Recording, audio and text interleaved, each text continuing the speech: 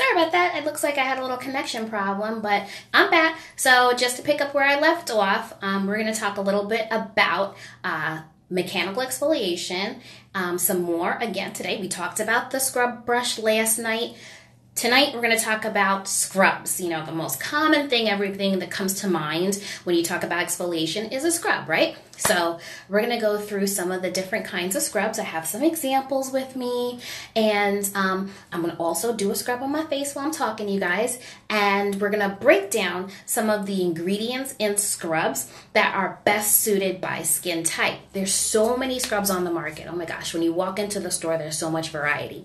There's no way I could ever get around talking about each and every product that's out there. So it's a lot easier, especially for our conversation tonight, is just talk to you about the different ingredients you should look for based on skin type. And hopefully that'll lead you into the right direction as far as selecting a scrub the next time you're in the store. And of course, you guys can always DM me with questions. I'm happy to answer them. And if you do have questions about your skin type and you're in the New York area, just go in, make an appointment. I'm running a special right now, which is $19 for you to come in and get a quick cleanse and a consultation. The quick cleanse will just help me break down whatever's on your face really quick so I can really see your skin, and we could talk about what your skin type is, talk a little bit about the products you're using, and, you know, of course, recommend anything that you should be buying moving forward. So if you're in the New York area again, just make an appointment, come in, and let's sort all this questions out, okay? So first up, let's me get my own face started for the scrub. So, of course, before you get into anything with regards to exfoliation, you're gonna cleanse, right? That's a pretty simple step, and you guys saw me do a cleanse a couple lives earlier this week, so you know what that looks like. So once you've done your cleanse, you're ready to go ahead and do an exfoliation. So why don't we go ahead and get on top of doing that? I'm gonna get started with it, but I want to talk a little bit about all the different types of exfoliators that are on the market. So you've seen a lot of stuff like sugar scrubs, salt scrubs, almond, walnut. Let me see what else. We've got some algae, chlorella. We've got oatmeal. Coffee scrubs are really popular. There's so many to choose from. It's like crazy. But in general, you know, it's just a great way for at-home skincare. And as long as you're picking the right product for your skin, you'll be good to go. So let's take a look at some of the examples I have. I have a coffee scrub that I pretty much made myself, just using some coffee grounds, saving them up and putting them in a scrub base, mixing it up, and boom, here's my coffee scrub. I use it on my face and also on my body. Cool thing about coffee scrubs is that you could use it on oily skin, you can use it on dry skin. They both have the exact same purpose as far as being something that reduces redness. For both the oily skin and the dry skin, it works exactly the same. When you're using it on your body, you know, a lot of folks have reported the fact that it helps like pep up the skin, makes it a little bit tighter. That's with really long-term use. It's not going to really happen the first time you use it, but with continual use, a coffee scrub will definitely help with, you know, toning and firming the body. So that's coffee. Here I have a store-bought salt scrub. This is what this looks like. You know, the salt scrub is pretty coarse. You know, depending on whether or not the scrub was made with either fine salt or coarse salt, that's where you're going to get either, you know, a softer scrub or a more harsh scrub. So this is a salt scrub, exactly cream based. So this is great for me. Like I mentioned a few times before, I have dry skin. So anything that's a cream base is ideal for me. I also have one that is a chlorella scrub. It has kind of a green color to it because chlorella is very green. It's like an algae type product. The cool thing about chlorella is that it is an antioxidant. I don't know if you can see it right there. It's like a very, very dark green. Chlorella is a really great antioxidant. You know, a lot of people use it for nutritional purposes. You can buy like the powder form and drink it every day. But, you know, of course, using it in a scrub or a mask also has some skin benefits where it is an antioxidant. It helps with protecting your skin against the harsh environmental stressors. So that's one of the great things about Curl. I use this about once a week. In general, when you're doing some type of scrub exfoliation, doing it 2 to 3 times a week is totally fine. What you want to avoid is over scrubbing the skin because you're going to create an irritation. You might be going at it a little bit too harshly. Depending on the type of skin you have, doing too much scrubbing is definitely going to cause some more problems. It could activate acne if you're not using the right ingredients for your skin, and also could create really fine scratches, which is something you don't want. It could create inflammation. Again, you don't want that. So really stick to doing it 2 to 3 times a week and call it a day. Here's another one. This is a nut scrub, and this is something that's pretty common. You guys have seen this, and it's been around for years. It starts with a saint, and it has the name of a plant, and I'm not going to mention any more than that, but I'm sure you guys can kind of figure it out. But this is, again, a cream-based scrub that's also a nut type of exfoliant. It's a walnut apricot nut exfoliant, so that's what this guy is. And do I have any other examples? No, I don't have any examples here, but just know I have plenty of products on hand. I'm a big product nut. I didn't just come up doing the skin game yesterday. I've been a product junkie and a consumer and very interested in skin for a very long time. So believe me when I say my house is filled with products. But those are just some of the quick examples I wanted to show you guys tonight. Couple things. Well, I think tonight, what am I going to do? I think I'm going to do the coffee scrub. Yeah. There's not that much left in the bowl, so I want to use it up. So let's talk a little bit about choosing the right scrub product based on your skin type. So one, I like to just kind of moisten the face with a little bit of water, just so that it has a little bit of movement when I start using my hands to do the scrub. Definitely don't want to do it on like super dry skin because it's a little bit hard to move. Let's talk about oily skin. Okay, so when you're looking for a scrub for oily skin, I recommend that you look for something with neem in it. Neem is a plant that's indigenous to the country of India. It's used a lot in Ayurvedic medicine, and it's really great for clearing up certain skin conditions, especially also in the hair, like for dandruff. A lot of like dandruff control shampoos have neem in it. And then also for acne. Neem is a great product to help clear acne up. And also to cut any excess oil. So neem's great. Oatmeal, also really awesome.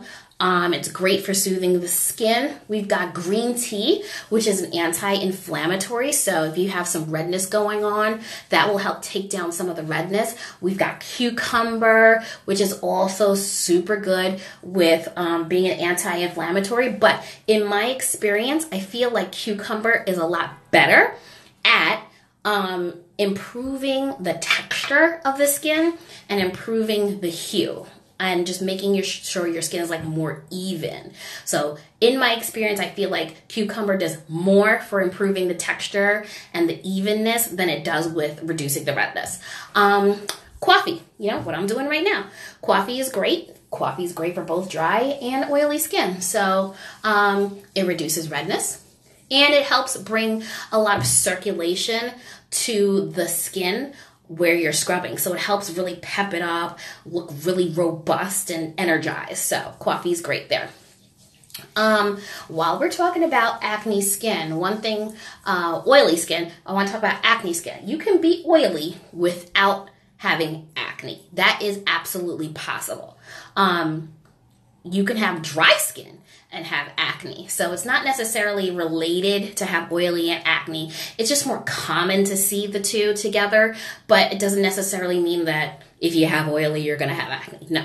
So I like to kind of separate that stuff out. With acne skin, I do not recommend you use a lot of scrubs. It's, if you have dead acne, you just have like a little bump, you have acne that's going away, and you just want to improve the texture and the appearance, fine. use a scrub, use something very gentle. You don't want anything that's going to aggravate that area. If you have cystic acne, very active, you're super red, it's got like the pus going on, you have a lot of activity, then definitely stay away from scrubs. The last thing you want to do is like erupt something. Really seek professional help if you have that type of acne, and get some higher level help and get some professional direction on how to manage that. Definitely don't try to tackle this on your own. You can do a lot of damage trying to do a lot of guesswork and going after it really aggressively with the wrong thing. So that's like my word to the wise when it comes to acne. For sensitive skin, again, sensitive does not mean, oh yeah, you're dry and sensitive. Sensitive can be anybody. You can have oily skin and be sensitive. You can have dry skin and be sensitive. Again, that's a totally independent situation. So with sensitive skin, you want to stay away from alcohol. It's going to dry you out. You want to stay away from soap. Again, drying you out. You want to stay away from over-exfoliation. Like I mentioned earlier, 2 to 3 times a week is more than enough. Going after your skin more than that with a scrub is just way too aggressive. And again, you're going to wind up having those little fine tears or scratches in your skin. And again, if you are sensitive, that's the last thing you want to do. Let's see. Oh, for sensitive skin, honey is amazing. That is your friend. Honey has a lot of soothing qualities. It has anti-inflammatory qualities, antibacterial qualities if you're using really high grade honey. So honey is definitely a very nice product, and especially if you're in a geographical location where you're experiencing colder weather, honey is a fabulous ingredient to add to almost anything to help bring in some moisture and protection. Okay. Who's on? Let's see. We have OV3713. I think that's Victoria. Hey, how you doing? Dry skin. Can't forget the dry skin people. That's me. Coffee, which is what I'm doing, is a fabulous ingredient. We've got cleansing sugars, cleansing salts. Those are fabulous as well. And if you want to take a look in my feed, I did talk, I want to say probably about a month ago, about a blend that you can actually make at home with really simple ingredients, which was actually shared initially by my good buddies over at the Beauty Boutique. A scrub that can be made with just a few simple ingredients, doesn't cost that much. Grab them at your local supermarket, put it together, and boom, you have your scrub. You can either make that salt-based or you can make it sugar-based. All right, how do you know which one is right for your skin, salt or sugar? Okay. Some people react really differently between the two. Some people, it doesn't even matter which one you use, just as long as you got something in there that's going to provide that scrubbing quality. If you don't know which one is your friend, then I highly recommend you do a patch test. Take each arm, make a sugar arm, make a salt arm, and do it for about 3 or 4 days straight and see how your skin reacts to it. If you have no reaction, then I guess you're one of those people that's an either or. It doesn't matter what you can get your hands on. Or if you're one of those people where you could definitely see a difference, one is doing better than the other, then you know which one is you need to move forward with, okay? So that's the deal with sugar and salt. Let's see. Coconut oil, I talked about that before. You can have coconut oil as a base for your scrub. You can just put sugar, salt, crushed up nuts, almond nuts, walnuts, whatever, in order to get that scrub, and then put it in a base of coconut oil. And there you go. You have your moisturizing scrub. Almond nuts, walnuts. Those are really great. Apricot nuts. Those are nice, sturdy nuts that give you a nice quality scrub that you could put into any type of base that you feel is a great fit for your skin. And then let's see. What else? Cream. Like this, what I'm using right now, the coffee scrub I made, it has a cream base. And like I mentioned a few times before, that's a great match for me with dry skin. So, I think that covers up all the dry skin people. If anybody has any questions, you can go ahead and send me a DM or shoot me a message right here in this live. But other than that, I think that's everything when it comes to scrubs. And tomorrow we're going to talk about one last type of exfoliant, which is an enzyme exfoliator. That's another great way to exfoliate your skin. And when it comes to enzyme or chemical exfoliation, I think that's one of the best types of exfoliation for folks who have acne. And we'll talk a little bit more tomorrow about the reasons why. Other than that, I think I'm good to go, ready to rinse off and then get to bed. So, hey, thank you guys for joining. I appreciate it, and I'll see you tomorrow. Bye.